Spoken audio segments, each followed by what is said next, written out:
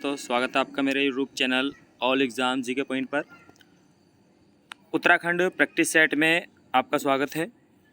उत्तराखंड के exam paper पर आधारित ये प्रैक्टिस सेट है, जिसमें आपको लगभग 20 क्वेश्चन हिंदी के मिलते हैं, 20 क्वेश्चन आपके उत्तराखंड से होते हैं और 10 क्वेश्चन आपके ऑल ओवर जीके से होते हैं। ठीक है, जो ऑल जीएस वाला होता है। ठीक है, ये उत्तराखंड का प्रैक्टिस सेट है जो एग्ज़ाम पेपर पर आधारित बनाया गया है। ऑनलाइन क्लास चलती है आपकी 9 बजे से, तो जल्दी जल्दी वीडियो को शेयर कर दें और जो अभी तक ऑनलाइन नहीं है वो अपने दोस्तों को बता दें कि क्लास स्टार्ट है। चैनल पे जो पहली बार है वो चैनल को सब्सक्राइब कर लें। 50 क्वेश्चन मिलते हैं आपको, तो जल्दी जल्दी वीडियो शेयर कीजिए। सभी का वेलकम है लाइव क्लास में। नमस्कार, वेलकम सभी का लाइव क्लास में। जल्दी जल्दी वीडियो शेयर कर दीजिए भाई, और वीडियो को लाइक भी करते रहें। जल्दी जल्दी आइए भाई क्लास में। चलो भाई स्टार्ट करते हैं। देखिए, पहला क्वेश्चन है आपका, वर्तमान हिंदी का प्रचलित रूप है। वर्तमान हिंदी का प्रचलित रूप है। ए ऑप्शन है अवधी, बी ऑप्शन है ब्रजभाषा, सी ऑप्शन है खड़ी बोली और डी ऑप्शन है देवनागरी। तो जल्दी जल्दी जवाब देंगे भाई कमेंट्स बॉक्स में। देखिए, आपको ज़्यादा समय नहीं मिलेगा, लगभग सभी के जवाब सही आ रहे हैं, कुछ अलग बता रहे हैं यहाँ पर।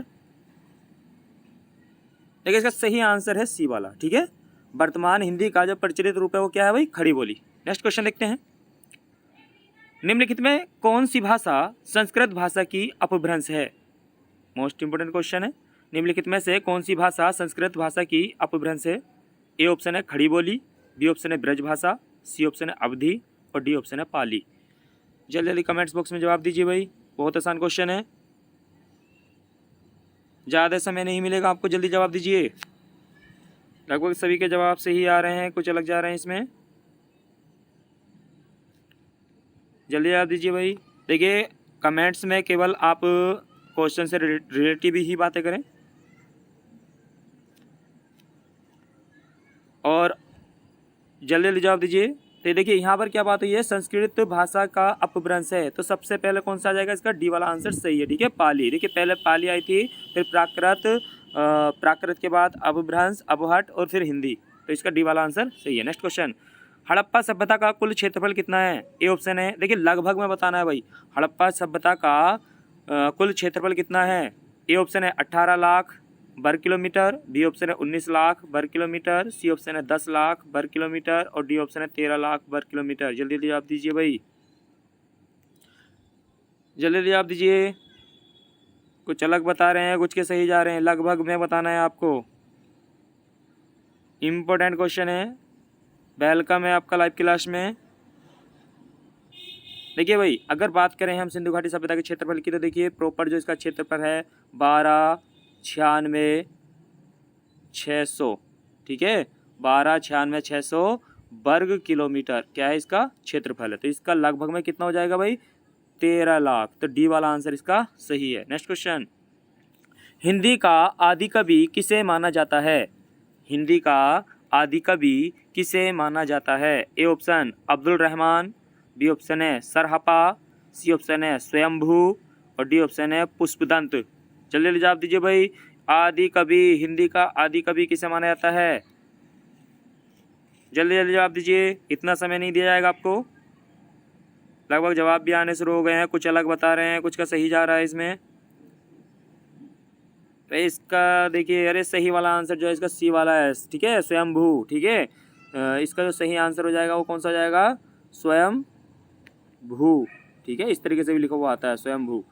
ठीक है, तो इसका सही आंसर कौन सा है भाई? सी वाला का। हिंदी का आदि कवि किसे कहा जाता है? स्वयंभू को कहा जाता है। नेक्स्ट क्वेश्चन, हड़प्पा सभ्यता के निवासी थे? ए ऑप्शन जनजातीय, बी ऑप्शन है ग्रामीण, सी ऑप्शन है शहरी और डी ऑप्शन है यायावर, जितना बोलते हैं हम खाना बदोश। जल्दी जल्दी जवाब दीजिए भाई। देखिए, उत्तराखंड एग्ज़ाम पेपर पर आधारित प्रैक्टिस सेट है, 50 क्वेश्चन है, जल्दी जल्दी जवाब दीजिए। लगभग कुछ के जवाब सही आ रहे हैं। वीडियो को लाइक करते रहें और जो चैनल पर पहली बार हो वो चैनल को सब्सक्राइब कर लें।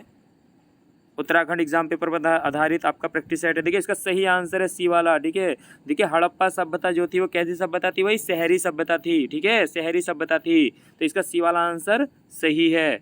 नेक्स्ट क्वेश्चन, रामचरितमानस की भाषा क्या है? मोस्ट इंपोर्टेंट क्वेश्चन, रामचरितमानस की भाषा क्या है? मोस्ट इंपोर्टेंट क्वेश्चन है। ए ऑप्शन है भोजपुरी, बी ऑप्शन है प्राकृत, सी ऑप्शन है ब्रजभाषा और डी ऑप्शन है अवधी। जल्दी जल्दी जवाब दीजिए भाई। रामचरितमानस की भाषा है, जल्दी जवाब दीजिए भाई। कुछ के जवाब सही आ रहे हैं इसमें, कुछ सी पर जा रहे हैं, कुछ प्राकृत बता रहे हैं। अरे नहीं, इसका देखिए सही वाला जो आंसर है वो डी वाला आंसर सही है, अवधि। देखिए रामचरितमानस गोस्वामी तुलसीदास जी के द्वारा लिखी गई थी। इसकी जो भाषा थी वो क्या थी भाई? अवधि भाषा थी। डी वाला आंसर सही है, ब्रज भाषा नहीं है। नेक्स्ट क्वेश्चन, शंकुधारी वन जहाँ मुख्यतः पाए जाते हैं वे है। तो आपको बताना भाई शंकुधारी वन कहाँ पाए जाते हैं। ए ऑप्शन है उष्ण क्षेत्र में, बी ऑप्शन है शीतोष्ण क्षेत्र में, सी ऑप्शन है सागर तटीय क्षेत्र में और डी ऑप्शन है उपयुक्त में से कोई नहीं। जल्दी जल्दी जवाब दीजिए कमेंट्स बॉक्स में। बहुत आसान क्वेश्चन है, जल्दी जवाब दीजिए, जल्दी जल्दी जवाब दीजिए भाई। देखिए इसका सही आंसर है बी वाला, शीतोष्ण क्षेत्र में। देखिए जो शंकुधारी वन पाए जाते हैं वो कहाँ पर पाए जाते हैं भाई? शीतोष्ण क्षेत्र में। क्योंकि जब बर्फ वगैरह पड़ती है तो ये शंकु की तरह होती है। ठीक है, बने हुए। ठीक है, नेक्स्ट क्वेश्चन देखते हैं। 2011 के अनुसार सर्वाधिक महिला साक्षरता वाला जिला है, यानी कि 2011 की जनगणना के अनुसार सर्वाधिक साक्षरता वाला जिला है। तो देखिए कहाँ की बात चल रही है भाई? उत्तराखंड की बात चल रही है कि 2011 के अनुसार उत्तराखंड का सर्वाधिक महिला साक्षरता वाला जिला कौन सा है? ए ऑप्शन है देहरादून, बी ऑप्शन है नैनीताल, सी ऑप्शन है पौड़ी, डी ऑप्शन है चमोली। जवाब भी आने शुरू हो गए भाई। ज़्यादा सिंपल क्वेश्चन हो गया क्या? हाँ, जल्दी जल्दी जवाब दीजिए। कुछ के जवाब सही आ रहे हैं, कुछ अलग भी पूछ रहे हैं। महिला साक्षरता सबसे ज़्यादा उत्तराखंड के किस जिले में है? ज़्यादा समय नहीं है भैया आपके पास, जल्दी जल्दी जवाब दीजिए। देखिए इसका सही आंसर हो जाएगा ए वाला, देहरादून। ठीक है, महिला साक्षरता सबसे ज़्यादा किस जिले की है? देहरादून की है। नेक्स्ट क्वेश्चन, राज्य में नई औद्योगिक नीति की घोषणा की गई थी। जल्दी जल्दी जवाब दीजिए भाई। राज्य में नई औद्योगिक नीति की घोषणा की गई थी। ए ऑप्शन है मार्च 2004 में, जून 2003 में, मार्च 2004 में और डी ऑप्शन है मार्च 2005 में। जल्दी जल्दी बताइए भाई, घोषणा की बात चल रही है। औद्योगिक नीति की घोषणा कब की गई थी? कुछ के अलग आ रहे हैं जवाब इसमें, कुछ सही बता रहे हैं, कुछ के अलग हैं, गलत हैं। ये नहीं है, अलग है। जल्दी जल्दी जवाब दीजिए। राज्य में नई औद्योगिक नीति की घोषणा कब की गई थी? जल्दी जल्दी जवाब दीजिए। देखिए इसका सही आंसर है बी वाला, 2003 में। ठीक है, नेक्स्ट क्वेश्चन, संयुक्त राष्ट्र के वर्तमान में महासचिव एंटोनियो गुटेरेस किस देश के निवासी हैं? जल्दी जल्दी जवाब दीजिए भाई, जल्दी जल्दी जवाब दीजिए। एंटोनियो गुटेरेस किस देश के निवासी हैं भाई? ए ऑप्शन है जापान, बी ऑप्शन है चीन, सी ऑप्शन है रूस और डी ऑप्शन है पुर्तगाल। जल्दी जल्दी जवाब दीजिए भाई। उसके जवाब सही आ रहे हैं, कुछ अलग बता रहे हैं। जल्दी जल्दी जल्दी जवाब दीजिए भाई। देखिए यूएनओ में वर्तमान में कितने देश शामिल हैं? वर्तमान में यूएनओ में कितने देश शामिल हैं? 193। ठीक है, 193 देश शामिल हैं। देखिए इसका सही आंसर हो जाएगा डी वाला, पुर्तगाल। ठीक है, ये जो एंटोनियो गुटेरेस हैं कहाँ के रहने वाले हैं भाई? पुर्तगाल के रहने वाले हैं, पुर्तगाली निवासी हैं। ठीक है, तो कमेंट्स बॉक्स में भी जल्दी जल्दी जवाब देंगे सभी। यूएनओ की स्थापना कब की गई थी? जल्दी बताएंगे सभी, यूएनओ की स्थापना कब की गई थी। नेक्स्ट क्वेश्चन, अंतर्राष्ट्रीय न्यायालय का मुख्यालय कहाँ स्थित है? अंतर्राष्ट्रीय न्यायालय का मुख्यालय कहाँ स्थित है? ए ऑप्शन है पेरिस, बी ऑप्शन है टोक्यो, सी ऑप्शन है हैग और डी ऑप्शन है बीजिंग। जल्दी जल्दी आप दीजिए भाई। अंतर्राष्ट्रीय न्यायालय की स्थापना 3 अप्रैल। अंतर्राष्ट्रीय न्यायालय की स्थापना कब की गई भाई? 3 अप्रैल 3 अप्रैल 1946 1946 में, ठीक है। 3 अप्रैल 1946 को अंतर्राष्ट्रीय न्यायालय की स्थापना की गई थी। कुछ के जवाब इसमें सही आ रहे हैं, कुछ अलग बता रहे हैं। तो देखिए इसका सही आंसर हो जाएगा सी वाला, ठीक है।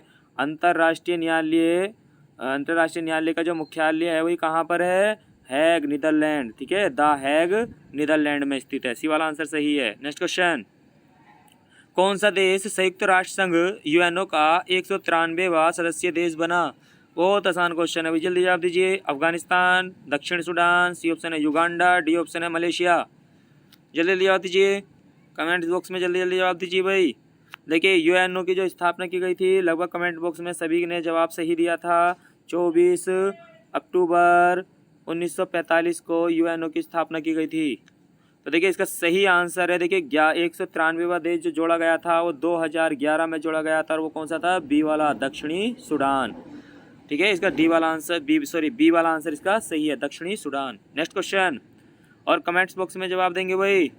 यूएनओ दिवस कब मनाया जाता है? यूएनओ दिवस। नेक्स्ट क्वेश्चन, द्वितीय पंचवर्षीय योजना विधि में स्थापित 3 लौह इस्पात संयंत्रों में शामिल हैं। यानी कि दूसरी जो पंचवर्षीय योजना थी उसमें 3 लौह इस्पात संयंत्रों की स्थापना की गई थी। वो 3 जो संयंत्र हैं वो कौन कौन से हैं, नाम बताना है आपको भाई। बताइए उन 3 में से आपको नाम बताने हैं कौन सा इसमें शामिल है। ए ऑप्शन है भिलाई इस्पात संयंत्र, बी ऑप्शन है दुर्गापुर इस्पात संयंत्र, और सी ऑप्शन है ये सभी, और डी ऑप्शन है आपका राउरकेला इस्पात संयंत्र। जल्दी जल्दी जवाब दीजिए भाई कमेंट बॉक्स में। 3 स्टील यानी कि 3 लौह इस्पात संयंत्र लगाए गए थे, दूसरी पंचवर्षीय योजना में लगाए गए थे, लेकिन ये 3 हैं कौन से? इनमें से कौन सा शामिल है भाई, बताइए जल्दी। लगभग सभी के जवाब यहाँ पर सही आ रहे हैं, कुछ अलग बता रहे हैं भाई। देखिए इसका सही आंसर है सी वाला, ठीक है। ये सभी, क्योंकि ऑप्शन आगे पीछे हो गया था ये, तो हमें उससे क्या हमें पता होना चाहिए कि 3 कौन से थे। देखिए भिलाई, दुर्गापुर और राउरकेला। मैंने आपको पिछली वीडियो में बताया था BR2, तो यहाँ 2 का मतलब क्या है? दूसरी पंचवर्षीय योजना। तो डी का मतलब दुर्गापुर, बी से भिलाई और आर से राउरकेला, ठीक है। तो डी से क्या हो गया भाई? दुर्गापुर, बी से क्या हो गया भाई? भिलाई, और आर से क्या हो गया? राउरकेला। ये तीनों के तीनों इस्पात यंत्र दूसरी पंचवर्षीय योजना में बनाए गए थे। नेक्स्ट क्वेश्चन, एप्रे में किस वाक्य के लिए एक शब्द है? एप्रे में किस वाक्य के लिए एक शब्द है? ए ऑप्शन जो तोला या मापा न जा सके, बी ऑप्शन जो आवश्यक होने वाला हो, सी ऑप्शन जो प्रमाण से सिद्ध न हो सके, और डी जो समय पर संभव न हो। जल्दी जल्दी जवाब दीजिए कमेंट बॉक्स में। एप्र में किस वाक्य के लिए प्रयुक्त हुआ है?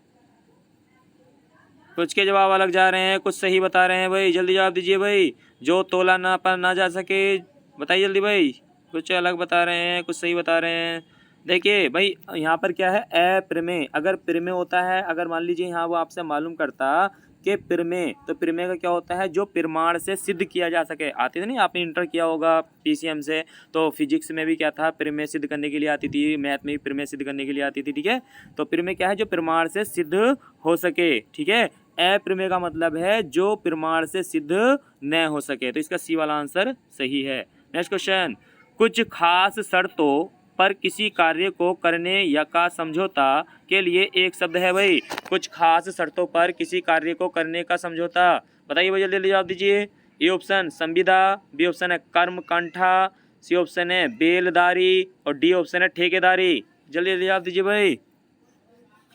कुछ सही बता रहे हैं, कुछ गलत बता रहे हैं। कुछ खास शर्तों पर किसी कार्य को करने का समझौता, कुछ ठेकेदारी पर भी जा रहे हैं, कुछ अलग बता रहे हैं। देखिए भाई संविदा, इसका आंसर क्या हो जाएगा? इसका आंसर क्या हो जाएगा भाई? तो देखिए इसका सही आंसर कौन सा हो जाएगा भाई? ए वाला आंसर इसका सही है, संविदा, ठीक है। देखिए संविदा पे भर्तियाँ निकलती हैं तो उसमें कुछ शर्तें रख दी जाती हैं, तब आप अप्लाई करते हैं, तो इसका संविदा सही है। ठेकेदारी सही नहीं है भाई, ठीक है। ठेकेदारी नहीं होगा इसका, ठीक है। नेक्स्ट क्वेश्चन, द्वितीय पंचवर्षीय योजना किस मॉडल पर आधारित थी? जल्दी बताइए भाई, बहुत इंपॉर्टेंट क्वेश्चन है, कई बार एग्जाम में आ चुका है। द्वितीय पंचवर्षीय योजना दूसरी जो पंचवर्षीय योजना थी वो किस पर आधारित थी भाई? John W Miller model, C option, B option है आपका पीसी महालनोबिस मॉडल, और सी ऑप्शन है डी आर गडगिल मॉडल, और डी ऑप्शन है हेरोड डोमर मॉडल। जल्दी जल्दी जवाब दीजिए भाई। दूसरी पंचवर्षीय योजना अभी पीछे आपसे मालूम किया गया था यूएनओ दिवस कब मनाया जाता है, तो लगभग सभी ने जवाब सही दिए थे। कब मनाया जाता है भाई? 24 अक्टूबर को मनाया जाता है। यूएनओ दिवस कब मनाया जाता है? 24 अक्टूबर को मनाया जाता है। तो इसमें जवाब दीजिए भाई। लगभग कुछ के जवाब सही आ रहे हैं, कुछ अलग बता रहे हैं। देखिए हेरोड डोमर नहीं है भाई, ये प्रथम पंचवर्षीय योजना इसी पर आधारित थी, हेरोड डोमर मॉडल पर प्रथम पंचवर्षीय योजना। इसका सही आंसर है बी वाला, ठीक है। पीसी महालनोबिस के मॉडल पर आधारित थी द्वितीय पंचवर्षीय योजना। नेक्स्ट क्वेश्चन, विजयनगर राज्य के संस्थापक थे? ए ऑप्शन हरिहर और बुक्का, बी ऑप्शन है कृष्णदेव राय, सी ऑप्शन है पुष्यमित्र, और डी ऑप्शन है भद्रबाहु। जल्दी जल्दी जवाब दीजिए भाई। विजयनगर राज्य के संस्थापक थे, विजय दक्षिण भारत का ये साम्राज्य था, विजयनगर साम्राज्य। जल्दी जल्दी जवाब दीजिए भाई। लगभग सभी के जवाब सही आ रहे हैं, यहाँ पर कुछ अलग जा रहे हैं लेकिन लगभग सभी के जवाब सही हैं। देखिए इसका सही आंसर है हरिहर और बुक्का, ये दोनों सगे भाई थे। इन दोनों भाइयों ने ही मिलकर विजयनगर साम्राज्य की स्थापना की थी। नेक्स्ट क्वेश्चन, सिस्मोमीटर मापता है?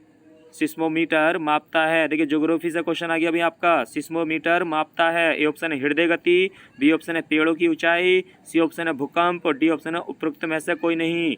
जल्दी जल्दी जवाब दीजिए भाई। बहुत आसान क्वेश्चन है, लगभग सभी के जवाब सही आ रहे हैं। सिस्मोमीटर, लगभग सभी के जवाब सही हैं यहाँ पर। देखिए जो चैनल पर पहली बार हैं वो चैनल को सब्सक्राइब कर लें, सब्सक्राइब करने के बाद बेल आइकन का बटन जरूर दबा दें, ठीक है, क्योंकि ये उत्तराखंड से संबंधित आपके प्रैक्टिस सेट है जिसमें आपको 50 क्वेश्चन मिलते हैं डेली। तो इसका सही आंसर है सी वाला, ठीक है, भूकंप। सिस्मोमीटर या सिस्मोग्राफ से किसको नापा जाता है भाई? भूकंप को मापा जाता है, ठीक है। नेक्स्ट क्वेश्चन, रहीमन जो गति दीप की कुल कपूत गति सोए, बारे उजियारे लगे, बड़े अंधेरा होए, उपयुक्त पंक्ति में कौन सा अलंकार है? इम्पोर्टेंट है, जल्दी जल्दी जवाब दीजिए भाई। रहीमन जो गति दीप की कुल कपूत गति सोए, बारे उजियारे लगे, बड़े अंधेरा होए, उपरोक्त पंक्ति में कौन सा अलंकार है? ए ऑप्शन है उपमा, बी ऑप्शन है रूपक, सी ऑप्शन है आपका यमक, और डी ऑप्शन है आपका श्लेष। जल्दी जल्दी जवाब दीजिए।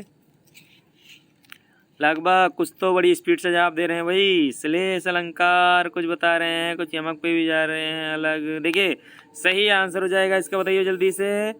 तो सही आंसर कौन सा हो गया भाई? श्लेष अलंकार, ठीक है। कौन सा हो गया? श्लेष अलंकार। क्या हो गया भाई? श्लेष अलंकार हो गया इसका, ठीक है। इसमें श्लेष अलंकार है। रहीमन जो गति दीप के, देखिए दीप का जो यहाँ पर अर्थ निकला है वो एक निकला हुआ कुपुत्र यानी बुरे पुत्र से, और एक जो दीप का अर्थ है वहाँ पर है दीपक, और श्लेष का अर्थ क्या होता है? चिपका हुआ, यानी कि एक शब्द जिसके अनेक अर्थ होते हैं उसमें श्लेष अलंकार होता है। देखिए रहीमन जो गति दीप की, तो इसमें क्या है कि जो जिस तरीके से दीप जलता है और तेल को समाप्त कर देता है, वैसे ही अगर कुल में यानी परिवार में कोई कपूत पैदा हो जाता है तो वो क्या कर देता है? पूरे परिवार में अंधेरा कर देता है, यानी कि पूरे परिवार को समाप्त कर देता है। तो देखिए इसका सही आंसर कौन सा होगा? श्लेष अलंकार है इसमें, ठीक है। नेक्स्ट क्वेश्चन, उत्तराखंड में मूल्य संवर्धित कर लागू होने की तारीख है? बताइए भाई, उत्तराखंड में टैक्स कब लागू किया गया था? उत्तराखंड में मूल्य संवर्धित कर लागू होने की तारीख है 1 जनवरी 2005, 1 फरवरी 2005, 1 मार्च 2005 और 1 अप्रैल 2005। जल्दी जल्दी जवाब दीजिए भाई। ये सब एग्जाम में हुए क्वेश्चन है भाई, बहुत रिपीट होते हैं। उत्तराखंड में टैक्स कर, ठीक है, मूल्य संवर्धित कर लागू होने की तारीख। लगभग कुछ के जवाब सही जा रहे हैं, कुछ अलग बता रहे हैं। देखिए सबसे सिंपल है, हमें पता है कि जो वित्त वर्ष है, वित्त वर्ष कब से स्टार्ट होता है भाई? 1 अप्रैल से स्टार्ट होता है, 1 अप्रैल से स्टार्ट होता है और 31 मार्च को समाप्त होता है। तो टैक्स लागू कब किया गया होगा? 1 अप्रैल। तो डी वाला आंसर इसका सही है, ठीक है, डी वाला आंसर इसका सही है, 1 अप्रैल 2005। नेक्स्ट क्वेश्चन, जैते तुम तारे तैते नभ में न तारे, पंक्ति में अलंकार बताना है भाई यहाँ को, ठीक है। जैते तुम तारे तैते नभ में न तारे में कौन सा अलंकार है? ठीक है, ये मिसप्रिंट हो गया यहाँ पर, ठीक है, इस पे ध्यान नहीं देना, ठीक है, आपको इस पे ध्यान नहीं देना है। जैते तुम तारे तैते नभ में न तारे में कौन सा अलंकार है? ए ऑप्शन है यमक अलंकार, बी ऑप्शन है आपका उपमा अलंकार, सी ऑप्शन है अनुप्रास अलंकार और डी ऑप्शन है आपका उत्प्रेक्षण अलंकार। उसके तो जवाब आने भी शुरू हो गए भाई, बताइए जल्दी ले जवाब दीजिए भाई, कौन सा हो जाएगा इसमें? देखिए कौन सा इसमें, यमक अलंकार पहला वाला इसका सही है। देखिए यहाँ पर तारे और यहाँ पर भी तारे दो बार आए हैं। देखिए पहले जो तारे का अर्थ है यहाँ पर, देखिए तारे की जो बात आ रही है यहाँ पर, देखिए तारे के अर्थ दो बार निकल कर आ रहे हैं यहाँ पर, ठीक है, तारा यहाँ भी आया, तो जो तारा है इस तारे का अर्थ है जो सितारे होते हैं, ठीक है, और यह जो तारे इसका अर्थ है उद्धार करने से, ठीक है। नेक्स्ट क्वेश्चन, 2011 के अनुसार सर्वाधिक लिंग अनुपात वाला जिला कौन सा है? बताइए भाई जल्दी जल्दी। 2011 के अनुसार सर्वाधिक लिंग अनुपात वाला जिला, ए ऑप्शन है अल्मोड़ा, बी ऑप्शन है रुद्रप्रयाग, सी ऑप्शन है पौड़ी, डी ऑप्शन है पिथौरागढ़। जल्दी जल्दी बताइए भाई। 2011 के अनुसार उत्तराखंड में सर्वाधिक लिंग अनुपात वाला जिला, किसकी बात चल रही है भाई? उत्तराखंड की बात चल रही है। उत्तराखंड में सर्वाधिक लिंग अनुपात वाला जिला कौन सा है भाई? लगभग सभी के जवाब सही जा रहे हैं, यहाँ पर कुछ अलग जा रहे हैं लेकिन लगभग सभी के जवाब सही हैं। तो देखिए इसका सही आंसर है ए वाला अल्मोड़ा। नेक्स्ट क्वेश्चन, 2011 के अनुसार सर्वाधिक साक्षरता दर वाला जनपद है भाई, ये भी उत्तराखंड की बात चल रही भाई। 2011 के अनुसार सर्वाधिक साक्षरता वाला जनपद है, देखिए उत्तराखंड की 2011 के अनुसार उत्तराखंड में सर्वाधिक साक्षरता वाला जिला, ए ऑप्शन है उत्तरकाशी, बी ऑप्शन है देहरादून, सी ऑप्शन है नैनीताल, डी ऑप्शन है पौड़ी। बताइए भाई जल्दी जल्दी कमेंट्स बॉक्स में जवाब दीजिए। देखिए जो चैनल पहली बार है चैनल को सब्सक्राइब कर लें, आपको रोज उत्तराखंड के प्रैक्टिस सेट मिलता है यहाँ पर 50 क्वेश्चनों का। तो इसका सही आंसर है देखिए बी वाला देहरादून, ठीक है। सबसे ज़्यादा सर्वाधिक साक्षरता दर वाला जिला कौन सा है भाई? देहरादून है। नेक्स्ट क्वेश्चन देखते हैं, राज्य में राजस्व पुलिस व्यवस्था कब से लागू है? बताइए भाई, ये क्वेश्चन तो एग्जाम में बहुत बार रिपोर्ट होता है, उत्तराखंड का एग्जाम इसके बिना अधूरा है। राज्य में राजस्व पुलिस व्यवस्था कब से लागू है? ए ऑप्शन है 1856, बी ऑप्शन है 1862, सी ऑप्शन है 1874 और डी ऑप्शन है 1892। जल्दी जवाब दीजिए कमेंट्स बॉक्स में,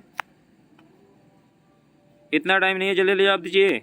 देखिए इसका सही आंसर हो जाएगा सी वाला, 1874 में राजस्व पुलिस व्यवस्था लागू की गई थी भाई। नेक्स्ट क्वेश्चन देखते हैं, गढ़वाल मंडल का मुख्यालय है, बताइए भाई गढ़वाल मंडल का मुख्यालय है। ए ऑप्शन है देहरादून, बी ऑप्शन है हरिद्वार, सी ऑप्शन है पौड़ी और डी ऑप्शन है टिहरी।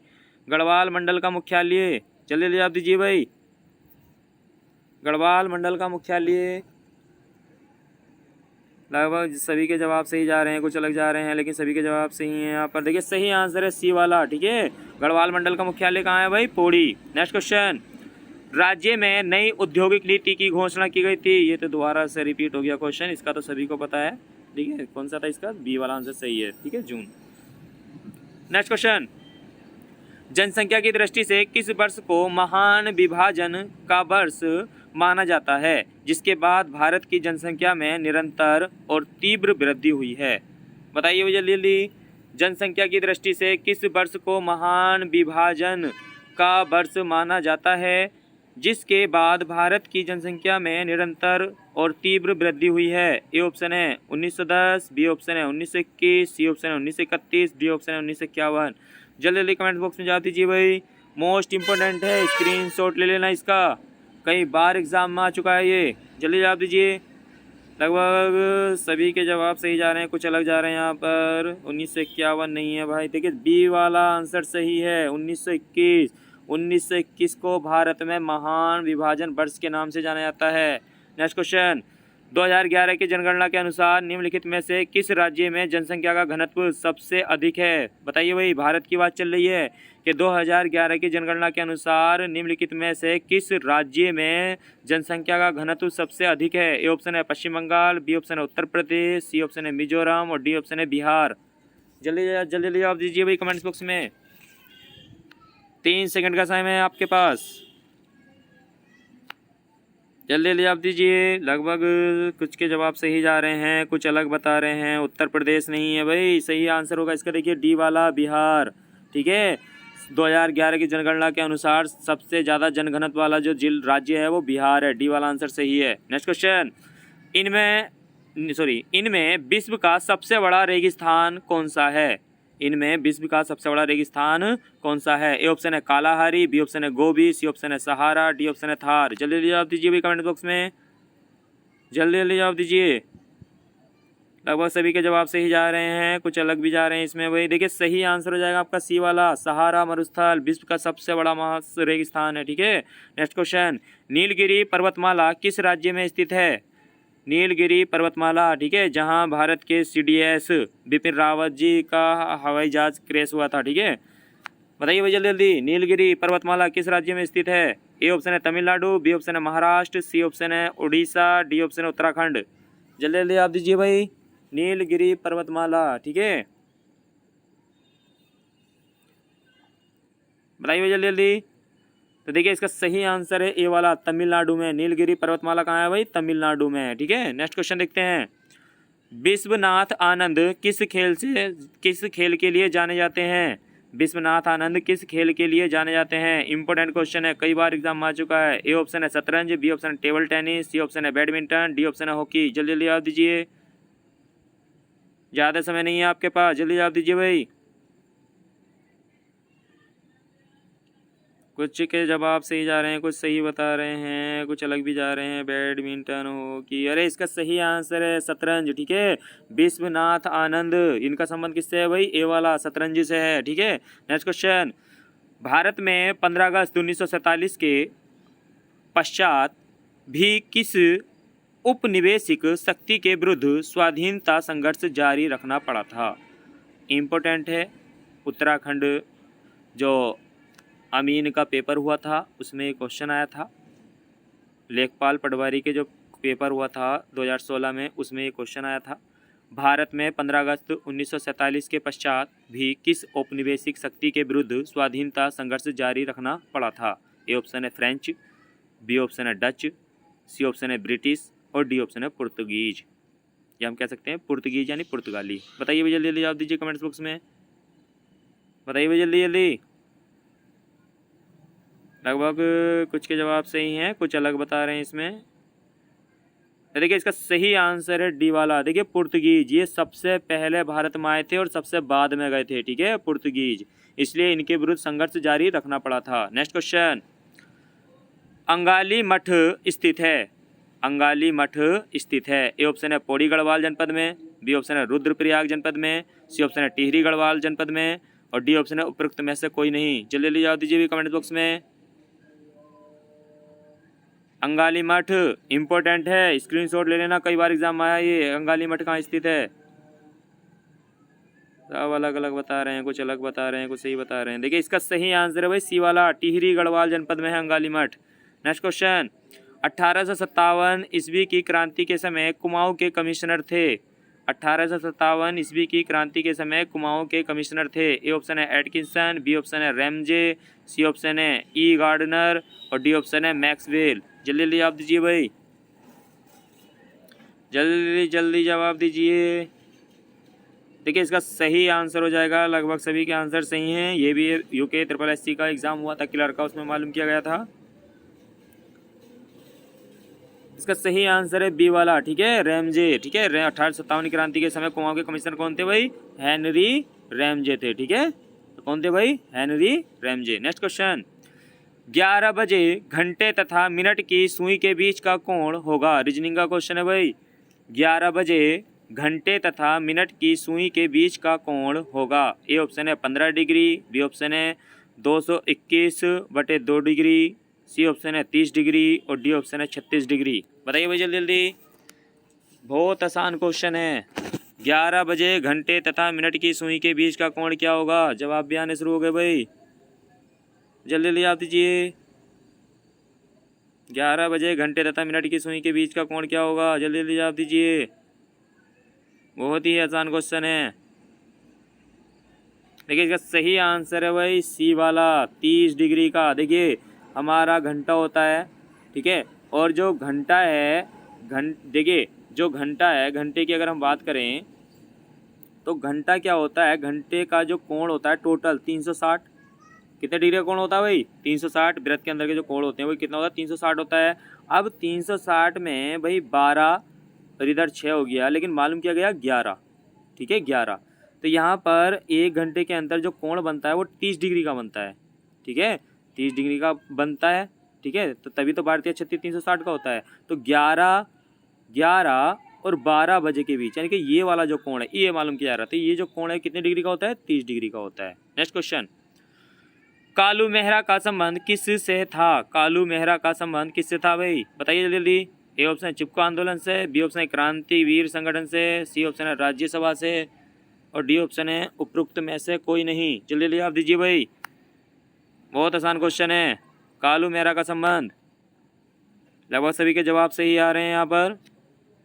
इसका सही आंसर है बी वाला, क्रांतिवीर संगठन से है, ठीक है। नेक्स्ट क्वेश्चन, अंतर्राष्ट्रीय न्यायालय में ऐसा ही होता है, वो सॉरी यहाँ पर क्या है, अंतर्राष्ट्रीय न्यायालय में यहाँ पर जो बताना है आपको, सॉरी अंतर्राष्ट्रीय न्यायालय में, सॉरी अंतर्राष्ट्रीय न्यायाधिकरण में, ये ऐसा नहीं है, यहाँ पर टाइपिंग मिस्टेक हो गई थी यहाँ पर।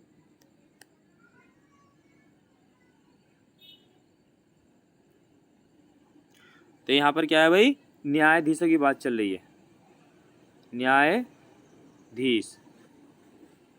आपको यहाँ बताना है कि अंतर्राष्ट्रीय न्यायालय में न्यायाधीश होते हैं, ठीक है। यहाँ पे इससे ऊपर वाले से मतलब नहीं है, ठीक है। यहाँ पर आपको न्यायाधीशों की संख्या बतानी है, ठीक है, इससे मतलब नहीं है। उत्तराखंड, सॉरी अंतर्राष्ट्रीय न्यायाधिकरण यानी कि अंतर्राष्ट्रीय न्यायालय में न्यायाधीशों की संख्या कितनी होती है अभी बताइए। ए ऑप्शन है 15, बी ऑप्शन है 7, सी ऑप्शन है 9, डी ऑप्शन है 15। देखिए क्वेश्चन में मिस्टेक ही हो गई शुरू से ही, सभी का जवाब सही होगा इसमें, क्योंकि डी वाला भी सही है और ए वाला भी सही है, ठीक है। तो ये देखिए इसका आंसर कौन सा जाएगा, ए और डी वाले दोनों सही है, क्योंकि अंतर्राष्ट्रीय न्यायालय में जो न्यायाधीशों की संख्या होती है वो कितनी होती है भाई? 15 होती है, ठीक है।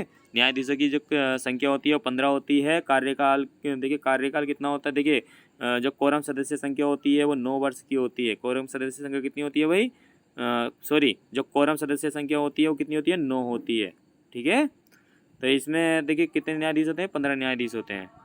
नेक्स्ट क्वेश्चन देखते हैं, हड़प्पा और मोहनजोदड़ो की खुदाई सर्वप्रथम किसकी अगुवाई में हुई थी? हड़प्पा और मोहनजोदड़ो की खुदाई किसकी अगुवाई में हुई थी? जल्दी जल्दी आप दीजिए भाई। Sir John Conroy, B option है Sir John Marshall, C option है सर जॉन नारबोरो, और डी ऑप्शन है सर जॉन थर्सिबी। जल्दी आप दीजिए भाई। हड़प्पा और मोहनजोदड़ो की खुदाई किसके नेतृत्व में की गई थी? लगभग सभी के जवाब सही आ रहे हैं, कुछ अलग जा रहे हैं इसमें, लेकिन इसका सही आंसर बी वाला है, ठीक है। सर जॉन मार्शल के नेतृत्व में हड़प्पा और मोहनजोदड़ो की खुदाई की गई थी। नेक्स्ट क्वेश्चन, राज्यसभा के बारे में कौन सा कथन असत्य है? असत्य बताना भाई।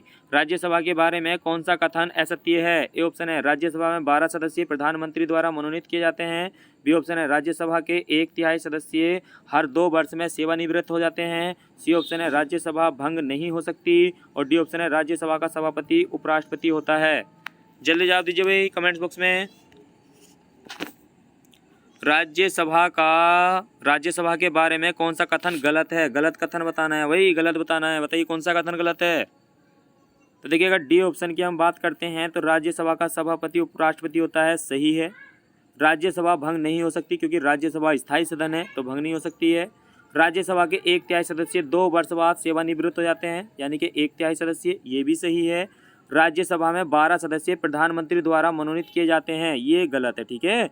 राज्यसभा में जो 12 सदस्य मनोनीत किए जाते हैं वो राष्ट्रपति के द्वारा मनोनीत किए जाते हैं, ठीक है। किसके द्वारा भाई? राष्ट्रपति के द्वारा मनोनीत किए जाते हैं। तो इसमें असत्य कथन ढूंढना था हमें, तो असत्य कौन सा हो गया? पहला वाला, ठीक है। राज्यसभा में 12 सदस्य प्रधानमंत्री मनोनीत नहीं करता है, राष्ट्रपति करता है।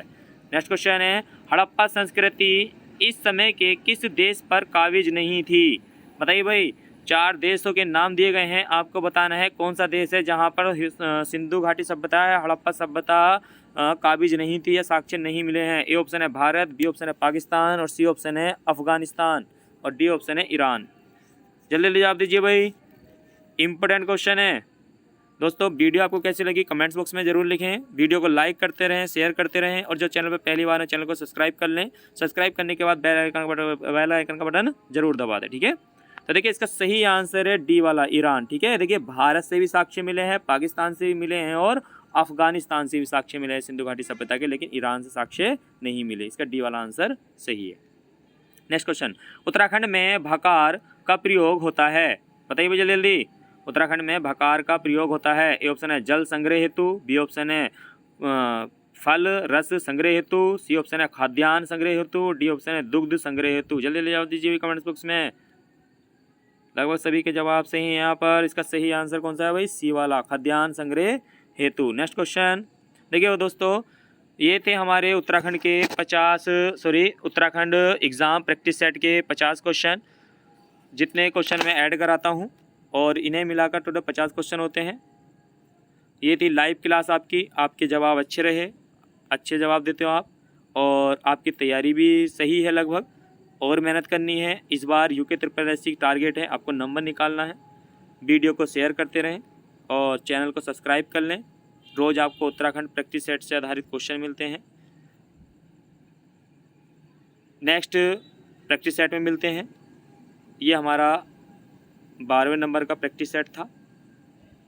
तो नेक्स्ट प्रैक्टिस सेट में कल 9 बजे, और आपको एक और सुबह को एक जो ऑनलाइन क्लास चलेगी, संडे है, संडे में ऑनलाइन क्लास 2 चलती हैं, तो सुबह को 8:30 बजे। ठीक है, एक क्लास जो चलेगी वही कब चलेगी, 8:30 पर। ठीक है, 8:30 पर सुबह AM पर एक आपकी ऑनलाइन क्लास चलेगी। ठीक है, तो क्लास में बने रहें।